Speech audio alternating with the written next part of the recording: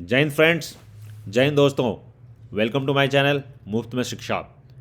और आज मैं आप लोगों को पढ़ाने जा रहा हूँ chapter 5 class 12 political science, politics in India since independence. तो इसका चैप्टर 5 जो है challenges to and restoration of Congress system है ना, कांग्रेस प्रणाली, इसकी चुनौतियाँ और पुनर्स्थापना। तो ये चैप्टर 5 है और इसको हम डिटेल में अभी पढ़ने वाले हैं। So let's start. फर्स्ट हम ये समझ लेते हैं कि इस चैप्टर में हम क्या पढ़ने वाले हैं, है ना। So first what we are going to study is understand how the political transition took place after Nehru, है ना। तो ये हम यहाँ समझने वाले हैं कि नेहरू के बाद राजनीति जो है, भारत की राजनीति, वो किस करवट ली, वहाँ ये हम यहाँ पे समझने वाले हैं। Political transition after Nehru. Next is describe how the opposition unity and the Congress split posed a challenge to Congress dominance। ठीक है। सो विपक्ष की एकता और खुद के बिखराव ने कांग्रेस के प्रभुत्व को कैसे चुनौती दी, है ना। सो ऑपोजिशन यूनिटी और जो कांग्रेस में स्प्लिट हो जाता है, कांग्रेस खुद ही टूट जाती है ना। तो ये कैसे कांग्रेस का जो डोमिनेंस रहा स्टार्टिंग में, इंडिपेंडेंस के बाद जो स्टार्टिंग का पॉलिटिक्स थे आपने पढ़ा है, मैंने पुराने लेक्चर्स में आपको बताया कि कांग्रेस का डोमिनेंस था, है ना।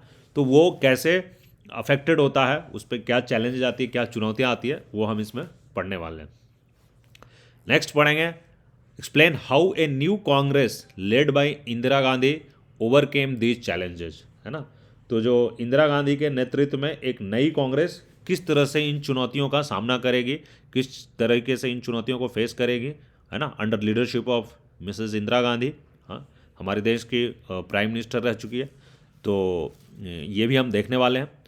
And the last topic which we are going to understand is analyze how new policies and ideologies facilitated the restoration of the Congress system।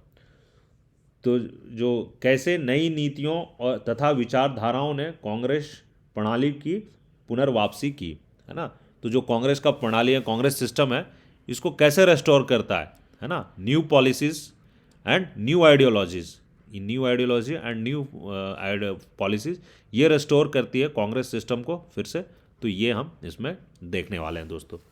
So let start first topic, हम start करते हैं। तो जो पहला topic है वो है challenges of political succession है ना। तो राजनीतिक उत्तराधिकार, सक्सेशन का मतलब क्या होता है दोस्तों, उत्तराधिकार, है ना। तो पॉलिटिकल सक्सेशन, राजनीतिक उत्तराधिकार की चुनौती, है ना, challenges of political succession. Prime minister Jawaharlal Nehru passed away in May 1964, है ना। तो भारत के प्रथम प्रधानमंत्री पंडित नेहरू 1964 में वो चल बसते हैं, इस दुनिया को छोड़ देते हैं, May 1964। He had been unwell for more than a year. तो पिछले एक साल से उनकी तबीयत सही नहीं थी, वो बीमार चल रहे थे। This had generated a lot of speculation about the usual question of succession after Nehru who. तो चूंकि वो एक साल से बीमार चल रहे थे, तो ये स्वाभाविक है कि इससे नेहरू के जो राजनीतिक उत्तराधिकार हों, वो कौन बनेगा, हु विल हिज सक्सेसर, उसके बाद उन सक्सेशन किनके हाथों में जाएगी आफ्टर नेहरू हु, है ना, नेहरू के बाद कौन। तो ये एक सवाल चल रहा था लोगों के उसमें मन में, मतलब दिस स्पेकुलेशंस वेयर ऑन, है ना, सिंस वो बीमार चल रहे थे। But in a newly independent country like India this situation gave rise to a more serious question after Nehru what. लेकिन सिर्फ कौन नहीं, आफ्टर नेहरू कौन, तो एक स्पेकुलेशन था ही। यहाँ क्या बोल रहा है कि in newly independent country like India, Bharat जैसे एक नया देश, जो नया नया आज़ाद हुआ है, भारत जैसा देश, है ना। तो वहाँ पे आज़ादी के बाद नेहरू लगभग 3 बार प्रधानमंत्री रहते हैं। So then point is that कि एक इंडिया जो इंडिपेंडेंस के बाद जो देखा था leadership, it was Nehru's leadership. तो ये एक ऐसा सिचुएशन को, सीरियस सिचुएशन था उनके, कि नेहरू के बाद कौन ही सिर्फ क्वेश्चन नहीं था, नेहरू के बाद क्या, इस देश का क्या होगा after Nehru. So that was the another question, more serious question, after Nehru what, है ना। So the second question arrows from the serious doubt that many outsiders had about whether India's democratic experiment will survive after Nehru। तो जो second question उठता है, दूसरा सवाल जो उठता था, जिसके ऊपर काफ़ी सीरियस डाउट थे, बहुत सारे जो हमारे विदेश बाहर थे, आउटसाइडर, जो भारत के बाहर से बहुत सारे जो थिंकर थे, सोचने वाले लोग थे, उनको एक डाउट था कि जो इंडिया ने डेमोक्रेटिक एक्सपेरिमेंट किया, इंडिया ने, ऑफ कोर्स उस समय हम इसको एक्सपेरिमेंट ही मानेंगे क्योंकि इंडिया नया नया डेमोक्रेसी इंडिया में सेटअप हुआ था आफ्टर इंडिपेंडेंस, तो क्या नेहरू के जाने के बाद ये डेमोक्रेसी का जो एक्सपेरिमेंट है ना, ये सरवाइव करेगा या नहीं, ये एक बहुत बड़ा सवाल था, है ना। It was feared that like so many other newly independent countries, India too would not be able to manage a democratic succession. तो ऐसा एक भय था कि जैसे बहुत सारे जो नए स्वतंत्र कंट्रीज हैं, है ना, न्यूली इंडिपेंडेंट कंट्रीज में बहुत में जगह ऐसा हुआ कि वहाँ पे डेमोक्रेटिक सक्सेशन नहीं हुआ, है ना। नए नए बहुत सारे इंडिपेंडेंट कंट्रीज हुए कि वहाँ पे लीडरशिप चेंज हो गई एंड वहाँ या तो मिलिट्री रूल आ गया या किसी एक व्यक्ति का शासन आ गया, तानाशाह आ गया, या वन पर्सन या वन पार्टी रूल आ गया, ऐसे हुआ है। मोस्ट ऑफ द कंट्रीज जो थर्ड वर्ल्ड कंट्रीज जो आज़ाद हुए उनमें ऐसा प्रॉब्लम था, न्यू इंडिपेंडेंट कंट्रीज में।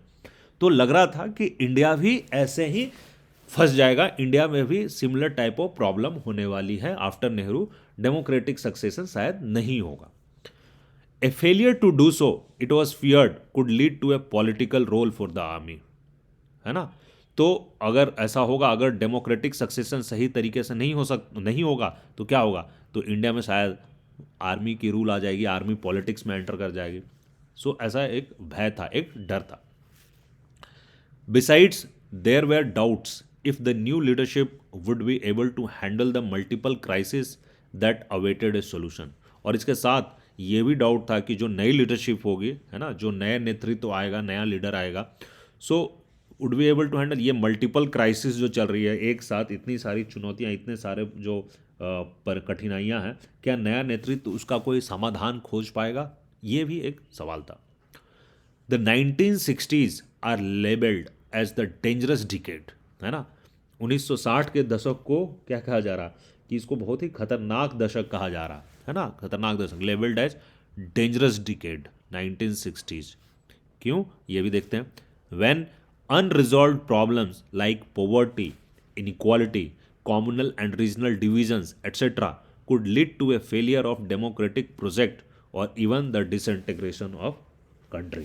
तो क्योंकि क्या था उस समय, गरीबी, पॉवर्टी, असमानता, इनइक्वालिटी, है ना, कॉम्युनल एंड रीजनल डिविजन्स, है ना। तो भारत में ये सांप्रदायिक या क्षेत्रीय विभाजन, तो ये सब जो ऐसे प्रॉब्लम्स थे, है ना, कि ये सारे प्रॉब्लम्स बहुत सारे अनसुलझे हुए थे, है ना। और संभव था कि इन सारी कठिनाइयों के कारण देश में लोकतंत्र की जो प्रोजेक्ट है, परियोजना है, वो असफल हो जाती, या अथवा देश खुद डिसइंटीग्रेट हो जाए, बिखर जाए, है ना। तो ऐसा एक संभावना था, ऐसा एक डर था। सो आगे देखते हैं दोस्तों क्या होता है। नेक्स्ट इज, इसी टॉपिक के अंदर sub topic is from Nehru to Shastri. Nehru के बाद शास्त्री आते हैं, है ना। The ease with which the succession after Nehru took place proved all the critics wrong. तो कह रहा है कि जिस आसान तरीके से, है ना, जिस आसानी से इस उत्तराधिकार, नेहरू का उत्तराधिकार हो, सक्सेशन टेक प्लेस करता है, उत्तराधिकार शास्त्री टेक ओवर करते हैं, ये जितने भी आलोचक अभी थे, जो ऐसे ऐसे सवाल जिनके मन में आ रहे थे और ऐसे देश के बारे में ऐसा सोच रहा था, भारत के बारे में, उन सबको गलत प्रूव कर देता है। When Nehru passed away, K. Kamraj, the president of the Congress party, consulted party leaders and Congress members of parliament and found that there was a consensus in favor of लाल बहादुर शास्त्री। तो जब नेहरू जी का देहांत हो जाता है, उस समय कांग्रेस पार्टी के जो प्रेसिडेंट होते हैं, के कामराज होते हैं, साउथ इंडिया के एक बहुत बड़े लीडर थे, है ना। तो ये पार्टी के, कांग्रेस पार्टी के लीडर्स और कांग्रेस के जो मेंबर्स ऑफ पार्लियामेंट होते हैं, सांसद होते हैं, उनसे कंसल्ट करते हैं और उनके बाद उनको ऐसा लगता है कि लाल बहादुर शास्त्री को प्रधानमंत्री बनाने के फेवर में लगभग आम सहमति है, कंसेंसस है, सब लोग सहमत हैं। He was unanimously chosen as the leader of the Congress parliamentary party and thus became the country's next prime minister. तो वो सर्वसम्मति से unanimously chosen leader of Congress, तो कांग्रेस पार्लियामेंट्री है ना, कांग्रेस संसदीय दल का वो लीडर चुन लिए जाते हैं, नेता चुन लिए जाते हैं, और इस कारण से उनको ऑफकोर्स यूनानिमसली चुने जाते हैं, सब लोग मिलकर कांग्रेस के सब लोग मिलकर चुनते हैं, तो भारत के वो नेक्स्ट प्रधानमंत्री के रूप में उनको शपथ दिला दी जाती है, वो भारत के नए प्रधानमंत्री बन जाते हैं। Shastri was a non-controversial leader from Uttar Pradesh who had been a minister in Nehru's cabinet for many years। तो जो शास्त्री जी थे, ये भी एक बहुत ही टॉल लीडर्स थे, नो डाउट। तो शास्त्री जी थे वो एक नॉन कंट्रोवर्शियल, ये कोई कंट्रोवर्सी वगैरह से है ना, ये थोड़ा दूर रहते थे, इनके ऊपर कोई ऐसा कोई कंट्रोवर्सी नहीं था, विवाद विवाद कुछ नहीं था, है ना। और ये नेहरू जी के जो सरकार, ये उत्तर प्रदेश से बिलोंग करते थे, और नेहरू के जो कैबिनेट में ये काफ़ी सालों से मंत्री रह चुके थे, तो इनको एक्सपीरियंस था as minister in Nehru's cabinet. Nehru had come to depend a lot on him in his last year. तो चूंकि वो नेहरू जी बीमार भी चल रहे थे, तो उनको मतलब पिछले काफ़ी दिनों से वो शास्त्री जी के ऊपर बहुत हद तक डिपेंड भी हो गए थे, उन पर थोड़ा अपना राय विचार लेते थे, उन पर काफ़ी हद तक आश्रित भी थे। He was known for his simplicity and his commitment to principles. तो ये शास्त्री जी हैं, ये अपने बेसिकली सिंप्लिसिटी, ये जो बहुत ही सादा जीवन, उच्च विचार वाले विचारधारा में थे, तो ये अपनी सादगी भरी जिंदगी के लिए है ना काफ़ी प्रसिद्ध थे, और अपने कमिटमेंट टू हिज प्रिंसिपल, इनके सिद्धांतों के प्रति इनकी निष्ठा बहुत मजबूत थी दोस्तों, है ना, बहुत मजबूत। इनको जस्ट मैं आउट ऑफ द बुक मैं बता रहा हूँ कि बहुत गरीब परिवार से उठकर आए थे, इनको गुदड़ी में लाल का भी इनको नाम दिया गया था, है ना। गुदड़ी में लाल in the sense it's a Hindi साहित्य का ओल्ड टर्मिनोलॉजी, कि बेसिकली जो बहुत गरीबी से उठ के निकले ना, तो उसको बोलते हैं गुदड़ी में लाल। तो शास्त्री जी के बारे में मैंने बचपन में एक कहानी पढ़ा था, दो it's not part of this story, but एक मैंने पढ़ा था and that was very touching story. ठीक है, ये किसी बाग में जाते हैं और फूल तोड़ते हैं, माली पकड़ लेता है, दैट्स अ सेपरेट पार्ट। कभी आप लोग अगर वो आप लोगों के हाथ लगे तो आपको पढ़ना चाहिए। That will show his from very childhood he was very upright man. ठीक है, बचपन में ऑफकोर्स मैन नहीं थे, he was a upright boy. So बहुत ही सिंप्लिसिटी में विश्वास करते थे, और अपने सिद्धांतों के प्रति इनका बहुत ही निष्ठावान थे। Earlier he had resigned from the position of railway minister accepting moral responsibility for a major railway accident, है ना। तो पहले ये प्रधानमंत्री बनने से पहले एक पुरानी है बात है कि जब ये रेल मंत्री थे भारत के, तो उस समय एक रेल एक्सीडेंट होती है और एक बड़ी रेल दुर्घटना होती है, और उसकी वो जिम्मेदारी लेकर, वो मोरल रिस्पॉन्सिबिलिटी लेकर वो रिज़ाइन कर देते हैं। और दोस्तों आप लोगों को मालूम है कि आजकल हमारे देश की लीडरशिप क्या है और कितने रेलवे एक्सीडेंट होते हैं आजकल। मतलब मैं बस आजकल की बात नहीं कर रहा हूँ, मे भी पिछले लास्ट 20-30 सालों में आपने देखा होगा, और अभी भी देख रहे होंगे कि रेल एक्सीडेंट्स होते हैं, और आज के हमारे मिनिस्टर्स कैसे हैं। सो लेट्स नॉट कमेंट, मैं उन पर कुछ कमेंट नहीं करना चाहूँगा, but what I am trying to bring out कि जो मैंने आपको बताया कि उनका कमिटमेंट टू प्रिंसिपल, वो ये रिफ्लेक्ट होता है, उनके इस स्वभाव से रिफ्लेक्ट होता है। ये पता चलता है कि अगर कोई एक मेजर रेलवे एक्सीडेंट हो गई, तो वो एज रेल मिनिस्टर उन्होंने अपने ऊपर वो मोरल जिम्मेदारी ली, है ना, नैतिक जिम्मेदारी लेकर उन्होंने अपना रेजिग्नेशन दे दिया। बड़ी बात है दोस्तों। Shastri was the country's prime minister from 1964 to 1966। तो ये 2 साल के लिए ही प्रधानमंत्री रहते हैं, 1964 से 1966 तक। During Shastri's brief prime ministership the country face 2 major challenges. तो ये उनका जो छोटा सा प्रधानमंत्री का जो छोटा सा समय है 2 साल का, उसमें देश 2 बड़े बड़े चुनौतियों से जूझता है। While India was still recovering from the economic implications of the war with China, failed monsoons, drought and serious food crisis presented a grave challenge, है ना। तो कह रहा है कि वाइल इंडिया जो भारत था वो ग्रेट द इम्प्लीकेशन, चाइना के साथ जो युद्ध हुई थी 1962 में, चाइना ने भारत पे हमला किया और फिर यूनिलैटरली उसने सीज फायर घोषित किया। तो जो चाइना के साथ जो वॉर हुई थी उसका इकोनॉमिक इम्प्लीकेशन, आर्थिक असर तो हमारे देश पे था ही, है ना। तो उससे अभी कंट्री रिकवर कर ही रही थी, अभी 100% रिकवर की भी नहीं थी, है ना। बट क्या हुआ, फेल्ड मानसून उस समय भारत कृषि में बहुत ज़्यादा मानसून पे आश्रित था, है ना। आज के जैसा हमारा टेक्नोलॉजिकल डेवलपमेंट ऑफ कोर्स उस समय नहीं हुई थी, we are talking about 1960s।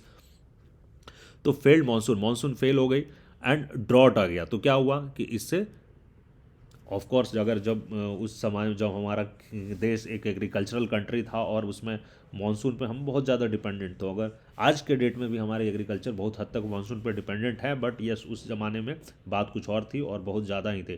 तो जब मानसून की असफलता हुई तो देश में क्या बन जाता है, सूखे की स्थिति बन जाता है ना, and serious food crisis, and जो खाद्य पदार्थ है उसका बहुत ज़्यादा ही क्राइसिस हो जाता है। और ये एक बहुत बड़ा डेंजरस चैलेंज था, है ना, ये एक बहुत बड़ा हमारे देश के लिए उस समय एक चुनौती के रूप में हुए, क्योंकि खाद्यान्न पर गंभीर संकट आ गया। As discussed in the previous chapter, the country also faced a war with Pakistan in 1965। और जैसा लास्ट चैप्टर में मैंने लास्ट वीडियोस में मैंने आपको बताया दोस्तों कि 1965 में कंट्री पाकिस्तान के साथ भी एक वॉर लड़ता है। तो ये सब प्रॉब्लम्स ऑलरेडी चल रहे हैं, चाइना के वॉर के बाद ये failed monsoon draft food crisis चल रहा है, एंड 1965 में पैरेलली इंडिया एक अनदर वॉर विद पाकिस्तान, है ना। तो शास्त्रीज फेमस स्लोगन जय जवान जय किसान symbolize the country's resolve to face both this challenges.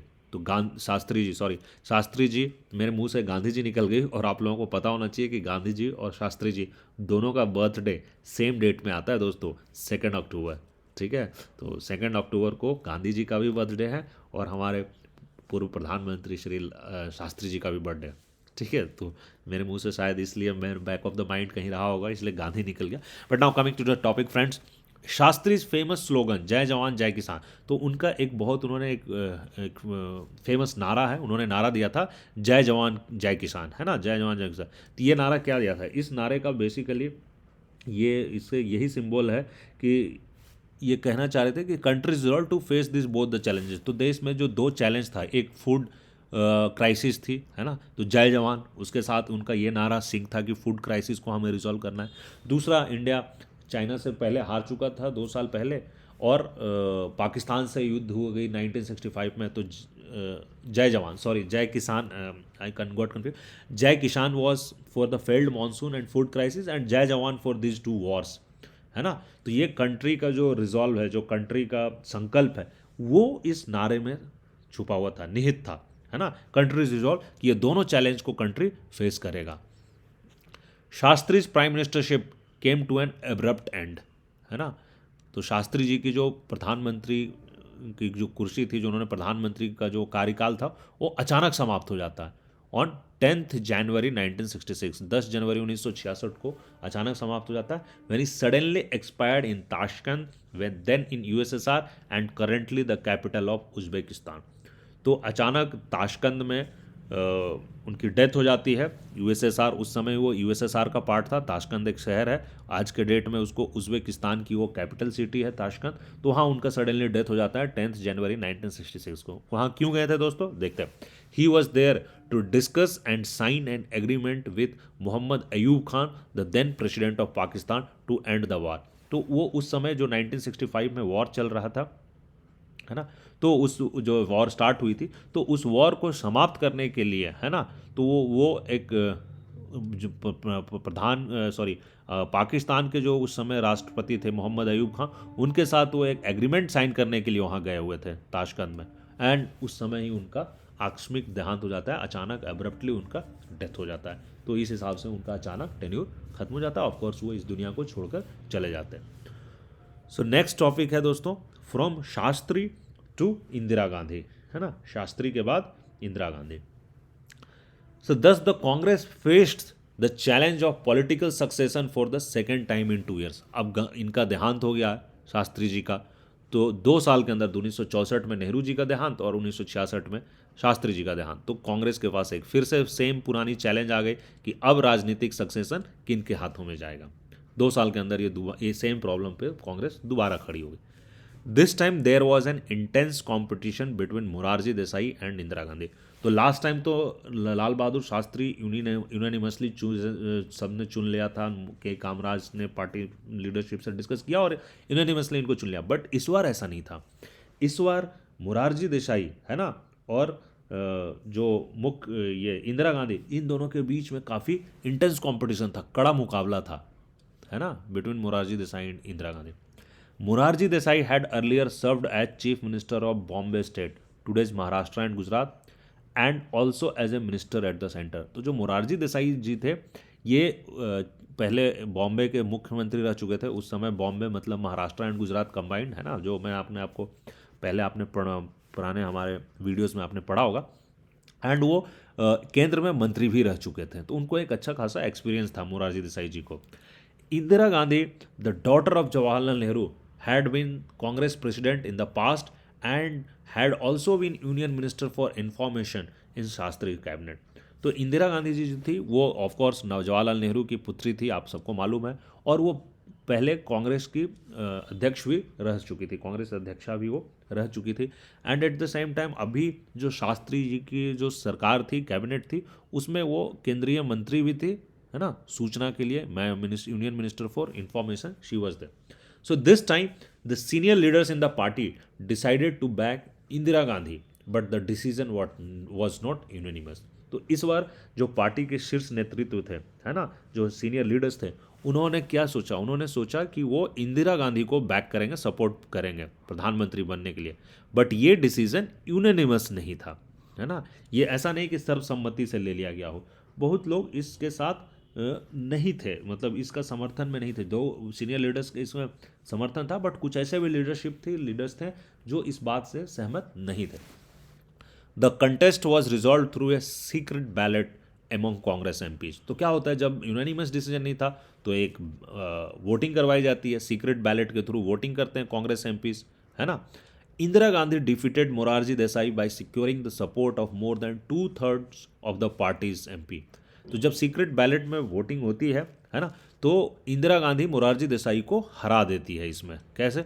More than 2/3, 2/3 से ज़्यादा वो पार्टी एमपीज इनको सपोर्ट कर देते हैं, है ना। सो जितने एमपीज होते हैं उनसे 2/3 से ज़्यादा एमपीज इंदिरा गांधी को सपोर्ट कर देती है। तो ऑफकोर्स ये जीत गई। और लोकतंत्र में तो यार जनता के रिप्रेजेंटेटिव्स ने अगर आपको चुना है तो ऑफकोर्स आप जनता के नेता हैं।